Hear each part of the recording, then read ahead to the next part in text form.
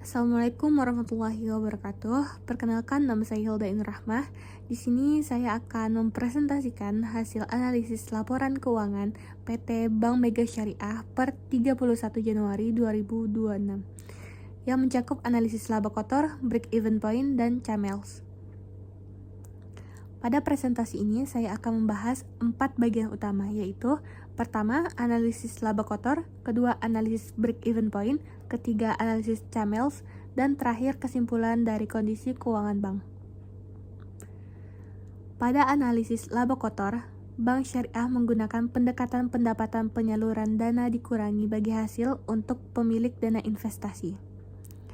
Dari data yang ada, pendapatan penyaluran dana sebesar Rp103.183.000 dan bagi hasil sebesar Rp38.716.000 sehingga diperoleh pendapatan bersih sebesar Rp64.467.000. Artinya, bank berhasil menghasilkan pendapatan yang positif dari aktivitas pembiayaan setelah memenuhi kewajiban bagi hasil. Selanjutnya, pada analisis break-even point, pendapatan bersih bank sebesar Rp64.667.000, laba operasi Rp20.824.000, laba sebelum pajak Rp20.712.000, dan laba bersih Rp16.155.000. Dari hasil ini dapat disimpulkan bahwa bank berada di atas titik impas atau break-even point, yang berarti seluruh biaya operasional sudah tertutup dan bank menghasilkan keuntungan. Berikutnya adalah analisis CAMELS yang digunakan untuk menilai kesehatan bank dari beberapa aspek. Hasilnya menunjukkan bahwa kondisi bank cukup sehat, dilihat dari modal yang kuat, kualitas aset yang baik, laba yang positif, likuiditas yang memadai, serta sensitivitas terhadap risiko pasar yang masih terkendali.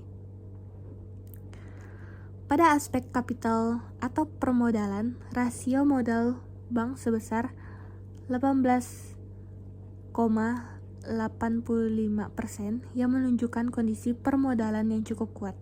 Sedangkan pada aset quality, pembiayaan didominasi oleh pembiayaan produktif seperti musyarakah dan mudharabah, sehingga kualitas aset dinilai baik dan mampu menghasilkan pendapatan.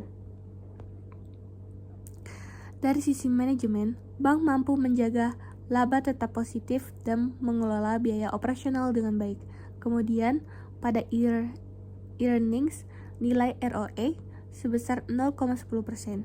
Ini menunjukkan bahwa bank sudah mampu menghasilkan laba dari aset yang dimiliki, meskipun nilainya masih relatif kecil dan perlu ditingkatkan. Pada aspek likuiditas, bank memiliki aset liquid sebesar Rp1,32 triliun yang menunjukkan kemampuan memenuhi kewajiban angka jangka pendek.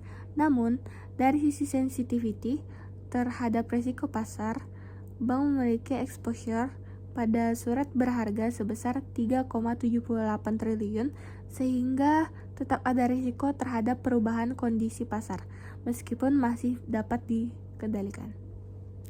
Sebagai kesimpulan, Bank Mega Syariah memiliki kinerja keuangan yang cukup baik.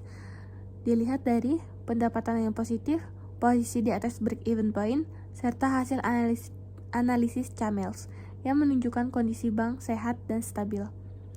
Dengan demikian, bank memiliki potensi untuk terus berkembang ke depannya. Sekian presentasi dari saya. Terima kasih atas perhatiannya. Wassalamualaikum warahmatullahi wabarakatuh.